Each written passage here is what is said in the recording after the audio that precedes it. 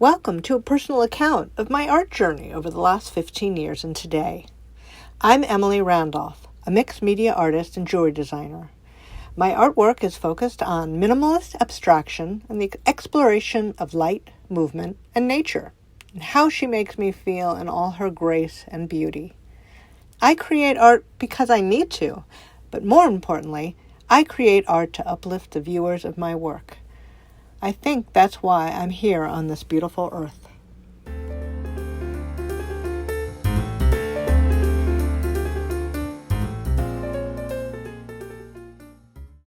Today, I'd like to share with you my thoughts on the value of art and how it impacts my creative process. It's very common to think of art in terms of monetary value.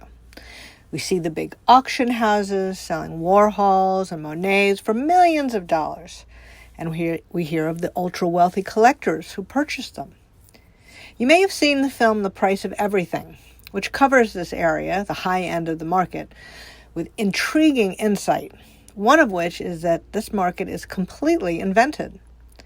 The powers that be determine which artist is the next hot commodity.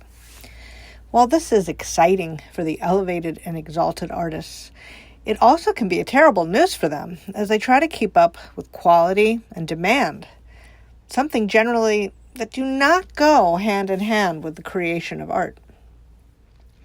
This said, most artists have other more common challenges of simply making a living, and guess what? Most do not. But this does not mean that their work is any less valuable, because the real value of art is how it impacts those who view it. I really did not know this.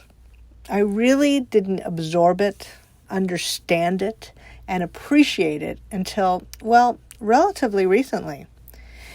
In the very beginning of my career as an artist, I had an outstanding commission.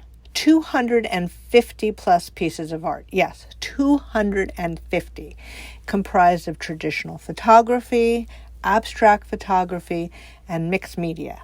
And it was all for a senior living facility in Scottsdale, Arizona, where my mother lives and still lives today. Every time I visit my mom, it never fails that a resident or member of staff approaches me, and they tell me what my art means to them. Now, this isn't blowing my own horn. It's just that they make a special effort to walk the hallways where my art is when they don't feel well, when they are sad, when they just want to feel the happiness of the artwork and be surrounded by joy. Wow. Every time someone tells me some rendition of this, I'm surprised. I shouldn't be, but I am. I forget that the most important thing isn't the time I spend making the art, though that's important. It's what happens with the art when others view it, when it's out in the world and not hidden in my studio. Recently, my husband Dan and I made a bold move to Greenville, South Carolina, where we have no friends or family. We just love this nature-filled little city of friendly people. And as we got to know people and got established, I decided that I wanted to continue to make certain that my art was helping others. And I learned that a beautiful new building for a well-established cancer charity, the Neighborhood Cancer Connection, had a ton of blank walls.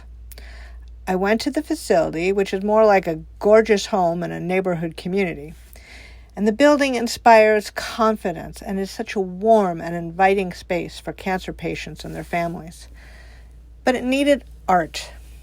So I donated art, and then I asked several other artists to do the same. Currently, we are 8 artists in total, all of whom appreciate that the real value of our artwork is how it makes others feel. Not only are we giving the staff something to inspire and motivate them, we are giving cancer patients and their caregivers and families something joyful to experience. And now, too, we are beginning an art exhibition program with the local school's advanced art students, so they can learn the real value of their artwork, too. They will have the chance to think beyond what it takes to make the art, to see how it impacts those who see it. What an amazing and valuable lesson. I wish I had known this sooner. Hopefully, it will transform how they create work from here on now. This is the true value of art. It's not its price tag. It's not what it's worth at auction. It's not if it's made by someone with a Master's of Fine Art degree or if they were instead self-taught. All that really matters is the impact it has on others. For me, I want that impact to be uplifting. I want it to be joy. I want it to heal or inspire.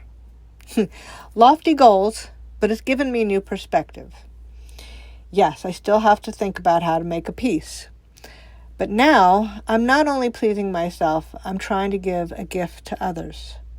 Others whom I may never meet. Doesn't matter. I need to get my work out into the world to make an impact. Thank you for joining me today.